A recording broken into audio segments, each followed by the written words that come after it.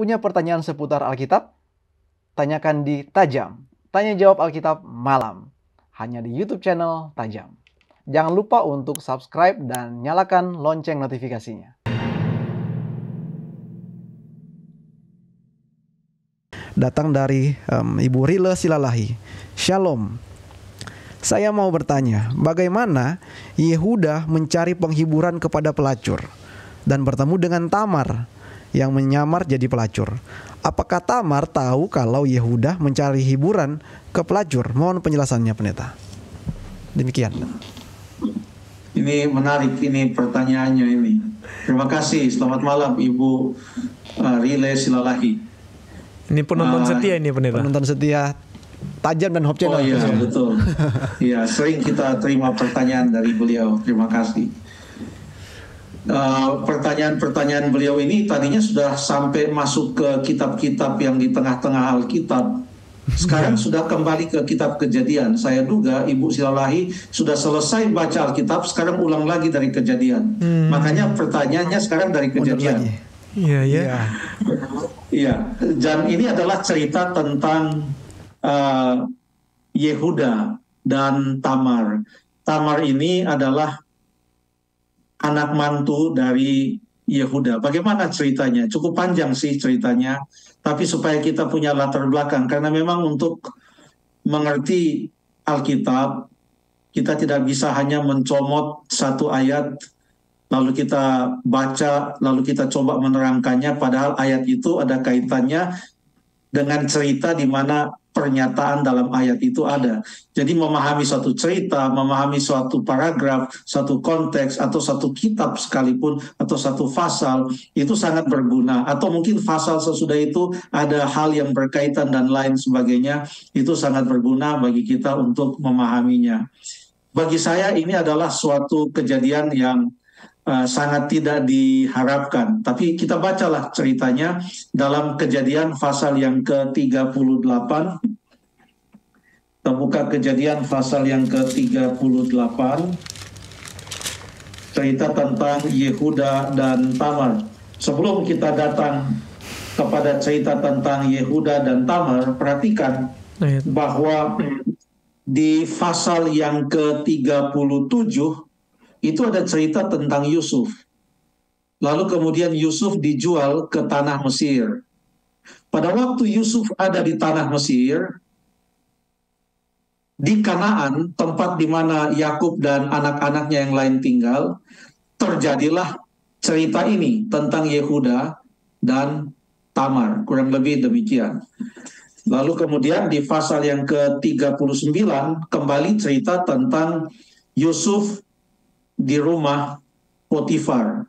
Jadi ceritanya sudah cukup panjang. Bahkan Yusuf di Yusuf di Mesir pada saat itu juga, pada waktu Yakub datang lalu bertemu dengan dia dan saudara-saudaranya bertemu dengan dia, dia sudah berkeluarga juga dan sudah punya 2 orang anak, yaitu Manasye dan Efraim. Sedikit saja kita melihat konteks di mana cerita tentang Yehuda dan Tamar ini terdapat.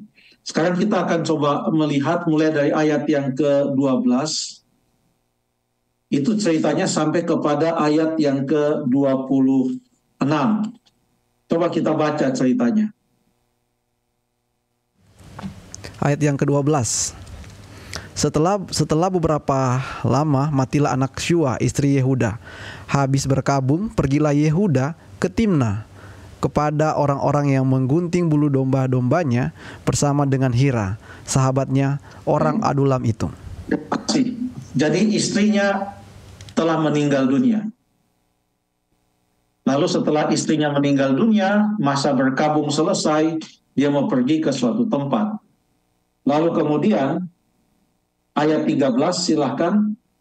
Ketika dikabarkan kepada Tamar, bapa mertuamu sedang di jalan ke Timna untuk menggunting bulu domba-dombanya, maka ditinggalkannya lah pakaian kejandaannya, ia telekung dan berselubung, lalu pergi duduk di pintu masuk ke Enaim yang di jalan ke Timna, karena dilihatnya bahwa Sela telah menjadi besar dan dia telah diberikan juga kepada Sela itu untuk menjadi istrinya. Dia tidak diberikan ya. Oh iya. Ayat yang ke-15. Ketika sampai di situ dulu. iya, oke. Sela ini adalah anak Anaknya. dari Yehuda. Ada dua orang kakak Sela, yaitu lalu kemudian Onan. Dua-duanya meninggal dunia. Tadinya Tamar ini menikah dengan lalu kemudian karena dia jahat di mata Tuhan, dia meninggal dunia. Lalu kemudian Yehuda berkata kepada adiknya ayat yang ke-8, hampirilah istri kakakmu itu. Jadi mereka menggunakan levirate marriage, itu peraturan di sana. Jadi adiknya menikah dengan janda kakaknya, itu yang terjadi. Tapi Onan pun melakukan yang jahat di mata Tuhan dan dia meninggal dunia. Adiknya Onan nama Sela. Nah, Yehuda katakan, aduh Sela masih kecil dan lain sebagainya. Padahal Tamar melihat bahwa Sela itu sudah besar. Nah, coba kita lihat ini dari sudut pandang kehormatan seorang wanita. Dia seorang janda dan orang melihat kenapa peraturan itu tidak dijalankan seperti yang seharusnya. Di mana seharusnya Sela lah yang bertanggung jawab untuk melanjutkan keturunan menikahi Tamar. Nah, tetapi tidak demikian. Nah, sekarang Yehuda, istrinya baru meninggal dunia. Tadi kata ayat 12. Setelah istrinya meninggal dunia, masa berkabung lewat, dia mau pergi ke suatu tempat namanya Timna. Kepada Tamar dikatakan, mertuamu mau ke Timna. Lalu Tamar membuat sesuatu yang sulit juga untuk dipahami, tetapi dia mau mendapatkan kehormatannya kembali karena dia tidak mempunyai keturunan. Sekarang coba kita baca ayat yang ke-15, silakan. Ayat yang ke-15. Ketika Yehuda melihat dia, disangkanya lah dia seorang perempuan sundal, karena ia menutupi mukanya. Lalu berpalinglah Yehuda mendapatkan perempuan yang di pinggir jalan itu serta berkata, marilah aku mau menghampiri engkau. Sebab ia tidak tahu bahwa perempuan itu menantunya. Tanya perempuan itu, apakah yang akan kau berikan kepadaku jika engkau menghampiri aku? Silakan dibaca terus. Jawabnya, aku akan mengirimkan kepadamu seekor anak kambing dari kambing dombaku. Kata perempuan itu, asal engkau memberikan tanggungannya sampai engkau mengirimkannya kepadaku. Tanyanya, apakah tanggungan yang harus kuberikan kepadamu? Jawab perempuan itu, cap meteraimu serta kalungmu dan tongkat yang ada di tanganmu itu. Lalu diberikannya lah semuanya itu kepadanya, maka ia menghampirinya. Perempuan itu mengandung daripadanya. Bangunlah perempuan. Baik, kemudian singkat cerita, dia datang kepada Yehuda dan mengatakan, yang membuat saya mengandung, bahkan Yehuda marah besar, itu adalah mencoreng nama keluarga. Menurut Yehuda, kamu kok bisa mengandung padahal suamimu sudah meninggal dan kamu tidak menikah. Akhirnya dia katakan, yang membuat saya mengandung adalah yang mempunyai tongkat ini, katanya, dan meterai ini. Lalu kemudian Yehuda mengaku salah. Coba kita lihat apa yang dikatakan dalam ayat yang ke 25 dan 26. Ayat 25. Waktu dibawa perempuan itu menyuruh orang kepada mertuanya mengatakan, dari laki-laki yang empunya barang-barang inilah aku mengandung. Juga dikatakannya, periksalah siapa yang empunya cap meterai serta kalung dan tongkat ini. Yehuda memeriksa barang-barang itu lalu berkata, bukan aku, tetapi perempuan itulah yang benar, karena memang aku tidak memberikan dia kepada Sela anakku, dan ia tidak bersetubuh lagi dengan perempuan itu. Jadi Yehuda nampaknya seperti mencampakkan Tamar dari lingkaran keluarganya. Karena kalau dia mau untuk membela kehormatan Tamar, dia harus memberikan Sela kepada Tamar. Itu yang harus terjadi.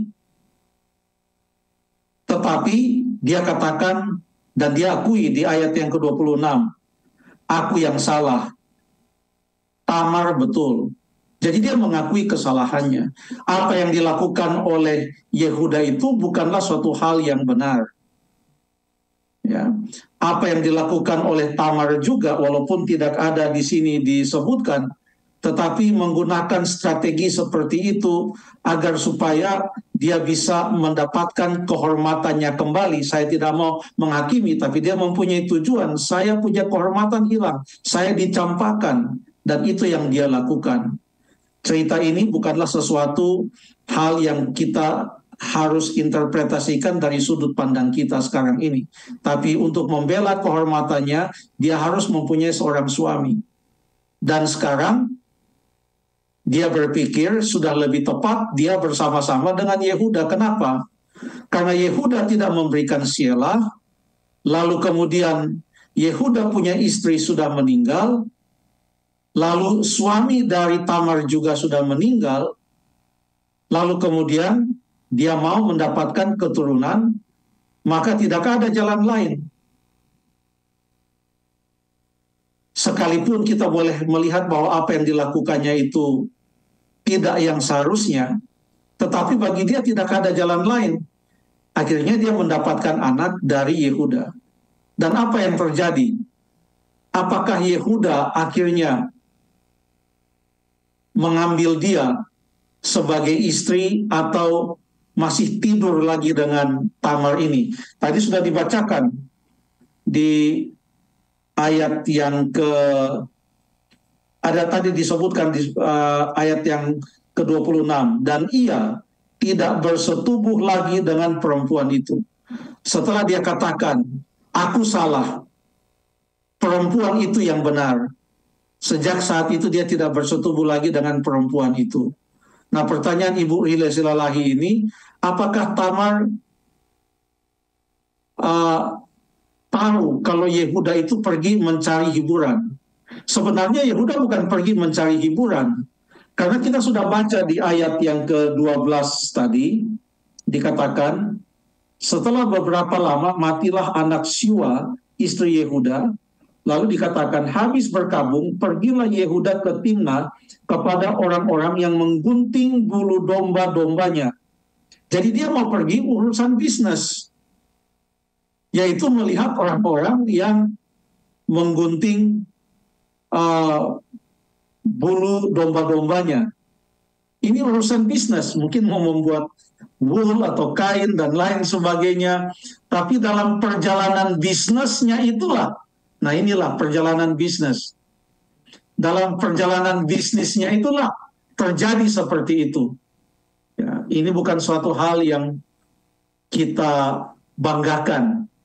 Tetapi Alkitab secara objektif dan jujur menyampaikan semua yang terjadi.